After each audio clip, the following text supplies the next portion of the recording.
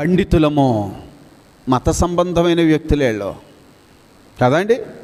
మేము పండితులము, మేము జ్ఞానులమనియు, యెహోవా ధర్మశాస్త్రము మా యొద్ద ఉన్నదనియు.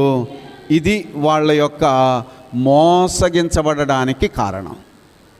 మత సంబంధమైనటువంటి శాస్త్రము వాళ్ళ దగ్గర ఉంది, ధర్మశాస్త్రము వాళ్ళ దగ్గర ఉంది. వాళ్ళు అంటారు, మీకు మాకు తేడా లేదంటయ్యా, మేము ఇశ్రాయేలీయులము, మేము సున్నతి పొందిన వారము, మాకు ధర్మశాస్త్రం ఉన్నది, మాకు ధర్మశాస్త్రం ఉంది, మీరు చెప్పే మాట మేము వినాల్సిన అవసరం లేదు. అరే, ఎవరికైనా చేతగానోడికి చెవిలో పువ్వెట్టుకున్నాడు చెప్పబోయా, మేము పండితులము.